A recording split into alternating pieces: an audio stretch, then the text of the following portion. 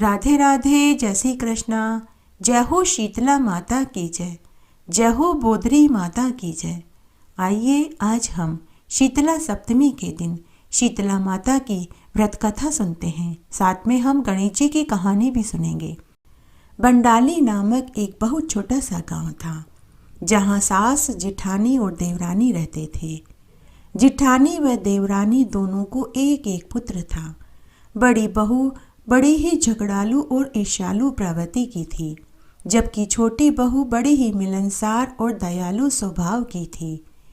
शीतला सप्तमी का दिन आया, तब सास ने छोटी बहू को भोजन बनाने के लिए कहा।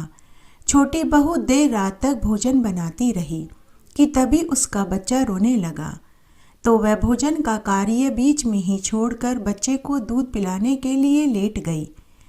दिन भर की थकी होने के कारण उसे लेटते ही नींद आ गई और चूल्हा जलता ही रह गया।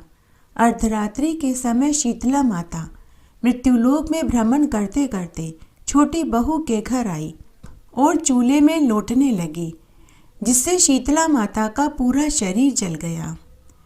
इससे शीतला माता क्रोधित हो गई और छोटी बहू को शाप दिया कि जैसे मेरा शरीर जला है वैसे ही तेरा पेट जले। सुबह उठकर बहू ने देखा कि चूल्हा जल रहा था।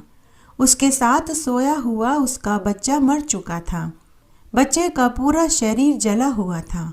यह देखकर छोटी बहू जोर जोर से रोने लगी।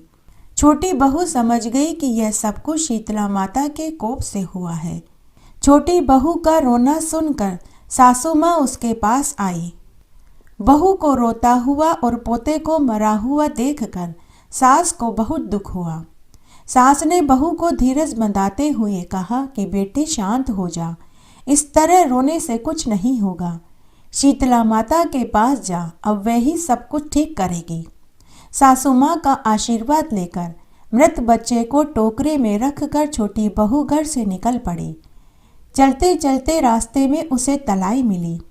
तलाई में पानी तो खूब भरा हुआ था। एक तलाई का पानी दूसरी तलाई में समाता रहता था, लेकिन कोई भी जीव जिनावर पशु पक्षी, यहाँ तक कि कोई भी मनुष्य उस तलाई का पानी नहीं पीता था। भूल से अगर कोई उस तलाई का पानी पी लेता था तो उसकी मृत्यु हो जाती थी। छोटी बहू को वहां से जाता हुआ देखकर दोनों तलाइयों ने छोटी बहू से पूछा कि बहन तुम कहाँ जा रही हो। तब छोटी बहू तलाइयों से बोली कि शीतला माता ने मुझे शाप दिया है, मैं शाप का निवारण पूछने जा रही हूँ। यह सुनकर तलाइयाँ छोटी बहू से बोली कि बहन हमारी तलाई का पानी कोई भी नहीं पीता है। अगर कोई पी लेता है तो उसकी मृत्यु हो जाती है। हमने ऐसा कौन सा पाप किया है जिसकी हमें यह सजा भुगतनी पड़ रही है। बहन अगर तुम्हें शीतला माता मिल जाए तो हमारे पापों का निवारण भी पूछ लेना। छोटी बहू ने कहा कि जरूर पूछ लूंगी। उसके बाद छोटी बहू वहां से आगे चल दी। आगे जाने पर उसे दो सांड मिले, जिनके गले में पाट बंधी हुई थी। वे दोनों हमेशा आपस में लड़ाई करते रहते थे। छोटी बहू को देखकर दोनों सांड छोटी बहू से बोले कि बहन तुम कहाँ जा रही हो। छोटी बहू ने सांड से कहा कि मैं शीतला माता के पास अपने शाप का निवारण पूछने जा रही हूँ। तब दोनों सांड छोटी बहू से बोले कि बहन हम दोनों हमेशा लड़ाई करते रहते हैं। हमने पूर्व जन्म में ऐसा कौन सा पाप किया जिसकी हमें यह सजा मिल रही है। बहन अगर शीतला माता तुम्हें मिल जाए तो क्या तुम हमारे दुख का निवारण पूछ लोगी। तो छोटी बहू ने कहा कि जरूर पूछ लूंगी। उसके बाद छोटी बहू वहां से भी आगे चल दी। आगे जाने पर बहू ने देखा कि बैर के झाड़ के नीचे एक वृद्धा अपने बिखरे हुए बालों को दोनों हाथों से खुजला रही थी। उस वृद्धा ने छोटी बहू को अपने पास में बुलाया और पूछने लगी कि बेटी तेरे इस टोकरे में क्या है और तू कहाँ जा रही है। तब छोटी बहू ने अपना सारा दुखड़ा वृद्धा को कह सुनाया, लेकिन वृद्धा ने छोटी बहू की बात पर कोई ध्यान नहीं दिया। वह अपने स्वार्थ की बात करते हुए बोली कि बेटी मेरे सिर में बहुत जुएं पड़ गई है, क्या तू मेरे सिर की जुएं निकाल देगी। ये जुएं तो मेरा खून ही पी जाएगी। छोटी बहू को शीतला माता के पास जाने की जल्दी थी, परंतु उसे बुढ़िया माई के ऊपर दया आ गई। उसने अपने मृत बच्चे को बुढ़िया की गोद में देकर उसकी जुएं निकालने लगी। बुढ़िया के सिर में से जब सारी जुएं निकल गई तो उसकी खुजली मिट गई। बुढ़िया ने छोटी बहू को आशीर्वाद देते हुए कहा कि जैसे मेरे सिर में ठंडक हुई है, वैसे ही तेरा पेट भी ठंडा हो जाए। उसी समय एक महान चमत्कार हुआ। बुढ़िया की गोद में पड़ा हुआ बच्चा जीवित हो गया। यह देखकर छोटी बहू को बहुत आश्चर्य हुआ। छोटी बहू समझ गई कि यह वृद्धा कोई और नहीं, साक्षात शीतला माता ही है। छोटी बहू वृद्धा के पैरों में गिरकर क्षमा याचना करने लगी। तब शीतला माता ने छोटी बहू को साक्षात दर्शन दिए और कहा कि बेटी तू वापस अपने घर जा, तेरा घर धन धान्य से भर जाएगा। तब छोटी बहू ने रास्ते में मिली दोनों तलाइयों के शाप का निवारण पूछा। तब शीतला माता बोली कि बेटी ये दोनों पूर्व जन्म में सौतन थी, दोनों आपस में लड़ाई किया करती थी। इन्होंने कभी किसी की मदद नहीं करी, यहाँ तक कि किसी को भी न तो पीने को छात देती थी, न ही कभी किसी प्यासे को पानी पिलाया, न कभी किसी भूखे को भोजन खिलाया। बेटी तू इन तलाइयों का पानी पी लेना तो इनके पापों का नाश हो जाएगा, इनका पानी भी अमृत के समान मीठा हो जाएगा। उसके बाद छोटी बहू ने दोनों सांड के शाप का निवारण पूछा। तब शीतला माता बोली कि बेटी ये दोनों पूर्व जन्म में देवरानी जिठानी थी, दोनों आपस में खूब लड़ाई झगड़ा किया करती थी, कोई भी दलना खांडना पीसना भी नहीं करने देती थी। अतः यह अपने पूर्व जन्म के पापों को भोग रही है, इसीलिए इस जन्म में ये सांड के रूप में पैदा हुई है। बेटी तू इनके गले से घटी का पाट खोल देना, जिससे इनके पापों का निवारण हो जाएगा और ये दोनों भी मिलजुल कर रहने लगेंगे। छोटी बहू सबके शाप का निवारण पूछकर और अपने बच्चे को लेकर खुशी खुशी घर की ओर चल दी। रास्ते में उसे सबसे पहले सांड मिले। तब छोटी बहू ने घट्टी का पाट खोल दिया, जिससे उनका लड़ना झगड़ना बंद हो गया। सांड ने छोटी बहू को धन्यवाद दिया और ढेरों आशीर्वाद दिया। सांड से आशीर्वाद लेकर बहू वापस घर की ओर चल दी। आगे आने पर उसे दोनों तलाइयां मिली।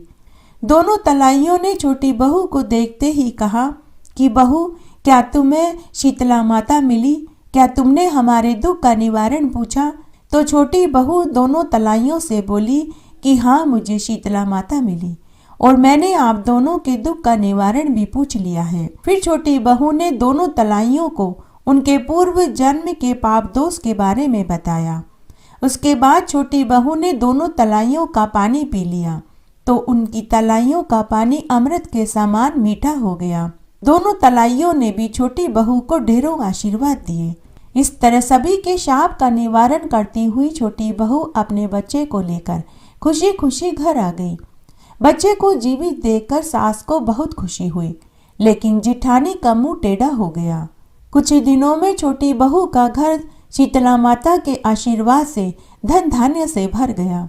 जब जिठानी को पता चला कि देवरानी को शीतला माता ने दर्शन दिए हैं, माता शीतला के आशीर्वाद से इसका घर धन धान्य से भर गया, तो जिठानी मन ही मन सोचने लगी कि अगले साल जब शीतला सप्तमी का दिन आएगा तो मैं भी ऐसा ही करूंगी जैसा कि देवरानी ने किया। इस तरह समय बीतने लगा। जब साल भर बाद दोबारा शीतला सप्तमी का दिन आया तो जिठानी ने भी चूल्हा जलता हुआ छोड़ दिया और अपने बच्चे को दूध पिलाने के लिए लेट गई। मध्यरात्रि में शीतला माता आई, जलते चूल्हे में लूटने लगी तो उसका पूरा शरीर जल गया। तो शीतला माता ने जिठानी को शाप दिया कि जिस तरह मेरा शरीर जला है वैसे ही तेरा पेट भी जल जाए। दूसरे दिन जब जिठानी सोकर उठी तो उसने देखा कि उसके पास सोया हुआ उसका लड़का मर गया, उसका पूरा शरीर जला हुआ है। यह देखकर भी उसे दुख नहीं हुआ, बल्कि उसे खुशी हुई।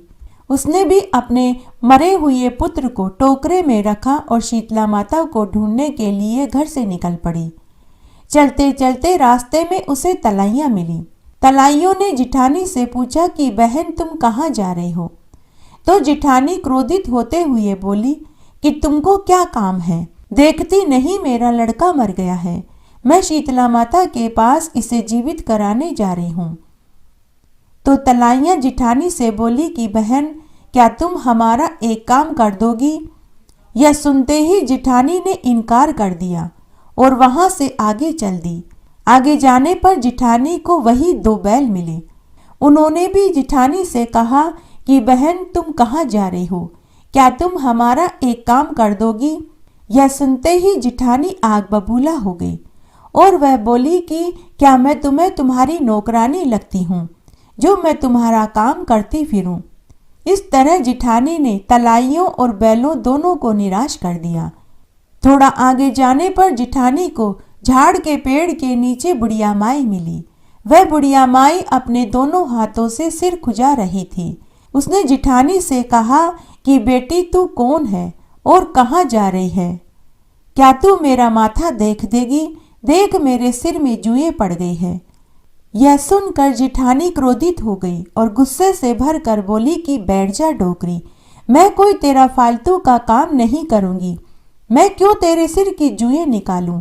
देखती नहीं मेरा लड़का मर गया है, मैं शीतला माता के पास इसे जीवित कराने जा रही हूँ। इस प्रकार बुढ़िया माई को झिड़क कर पूरे दिन वह अपने मृत लड़के को लेकर इधर उधर घूमती रही, लेकिन उसे कहीं भी शीतला माता के दर्शन नहीं हुए। सुबह से दोपहर और दोपहर से शाम हो गई। थक हार कर रोती बिलखती हुई मृत लड़के को लेकर वह वापस घर आ गई। बुढ़िया के रूप में शीतला माता को जिठानी पहचान नहीं पाई। उसने किसी की भी मदद नहीं करी, जिसका परिणाम जिठानी को भुगतना पड़ा। मृत लड़का जीवित नहीं हुआ। कर्म मनुष्य को भोगने ही पड़ते हैं, यह कहावत सत्य है। देवरानी ने अच्छे कर्म किए तो उसे शीतला माता के दर्शन हुए। जिठानी ने बुरे कर्म करे तो उसे इसका फल भोगना पड़ा। हे शीतला माता, जैसे आपने देवरानी को दर्शन दिए और उसका मृत पुत्र जीवित कर दिया, वैसे सबका करना, कहानी कहने वाले का, सुनने वाले का और हुक्कारा भरने वाले का। आइए अब हम गणेश जी की कहानी सुनते हैं। एक गांव में एक अंधी विधवा बुढ़िया माई अपने बेटा बहू के साथ रहती थी। उसका बेटा दिहाड़ी मजदूरी करता था। वह 2 समय जितना ही भोजन का प्रबंध कर पाता था। वे बहुत गरीबी में जीवन जी रहे थे। अंधी बुढ़िया माई गणेश भगवान की परम भक्त थी। वह रोज नहा धोकर गणेश जी की पूजा पाठ किया करती थी। तब एक दिन गणेश भगवान बुढ़िया माई की पूजा और सेवा से प्रसन्न हो गए और उसे एक रात्रि में स्वप्न में दर्शन देकर बोले कि हे बुढ़िया माई, मैं तेरी पूजा पाठ से प्रसन्न हुआ। मैं तुझे एक वरदान देना चाहता हूँ, तू मांग, तुझे क्या चाहिए? तब स्वप्न में ही बुढ़िया माई बोली कि हे गणेश जी भगवान, मुझे मांगना नहीं आता। तो गणेश भगवान बोले कि बुढ़िया माई, तू अपने बेटा बहू से पूछ ले, मैं कल दोबारा इसी समय आऊँगा। ऐसा कहकर गणेश भगवान अंतर्ध्यान हो गए। सुबह जब बुढ़िया माई सोकर उठी तो उसे अपने स्वप्न वाली बात याद आई। तब उसने अपने बेटा बहू को गणेश जी वाली बात बताई। तो बेटा अपनी माँ से बोला कि माँ, तू तो धन मांग ले ताकि हमारी गरीबी दूर हो जाए। तो बहू बोली कि सासू माँ, आप तो पोता मांग लो ताकि मेरी भी गोद भर जाए और आपको भी पोते का मुंह देखने को मिल जाए। तब बुढ़िया माई सोचने लगी कि बेटा बहू तो दोनों अपने अपने मतलब की बात कर रहे हैं। बुढ़िया माई शाम के समय घर के चबूतरे पर हमेशा की तरह आकर बैठ गई। उस समय वह बहुत उदास थी कि तभी उसकी पड़ोसन आई और पूछने लगी कि अरे बहन, आज तो उदास क्यों दिखाई दे रही है? तो बुढ़िया ने उसे भी पूरी बात बताई। तो पड़ोसन बोली कि अरे बहन, मेरी मान, तू तो अपने खुद के लिए आंखें मांग ले ताकि तेरी बाकी की जिंदगी आराम से कट जाए।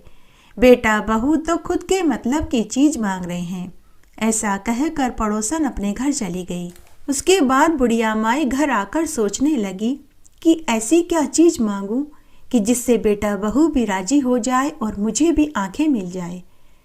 उसके बाद बुढ़िया माई रात्रि में भोजन खाकर सो गई। अर्धरात्रि में फिर से गणेश जी भगवान बुढ़िया के स्वप्न में आए और पूछने लगे कि अरे बुढ़िया माई, सो रही है या जाग रही है? बुढ़िया, मांग, तुझे क्या चाहिए? तो बुढ़िया माई बोली कि हे गणेश जी भगवान, मैं सोने के कटोरे में पोते को दूध पीता हुआ देखना चाहती हूँ। तो गणेश भगवान मुस्कुराते हुए बोले कि अरे बुढ़िया, तू तो कह रही थी तुझे मांगना नहीं आता, लेकिन तूने तो एक ही वरदान में अपने लिए, अपनी बहू और बेटे सबके लिए मांग लिया। बुढ़िया माई, मैंने तुझे सब दिया। और तथास्तु का वरदान देकर गणेश भगवान अंतर्ध्यान हो गए। सुबह जब बुढ़िया माई सोकर उठी तो उसके आंखों की ज्योति आ चुकी थी। घर में अन्न धन के भंडार भरे पड़े थे। उसके 2 कमरों के टूटे फूटे घर की जगह सुंदर नौखंडी मकान खड़ा था। 3 महीने के बाद बहू को गर्भ ठहर गया। 9वें महीने में उसे सुंदर पुत्र पैदा हुआ। तब बुढ़िया माई ने अपने पोते को सोने के झूले में झूला झूलते हुए देखा, सोने के कटोरे में दूध पीते हुए देखा। हे गणेश जी भगवान, जैसा सुख आपने बुढ़िया माई को दिया वैसा सबको देना। कहानी कहने वाले को, सुनने वाले को और हुक्कारा भरने वाले को। आशा करती हूँ आपको ये सभी कहानियाँ जरूर पसंद आएगी। मेरे साथ बने रहने के लिए आपका धन्यवाद। आगे आने वाली कथा कहानियों के लिए भी आप इसी तरह मेरे साथ बने रहें। धन्यवाद।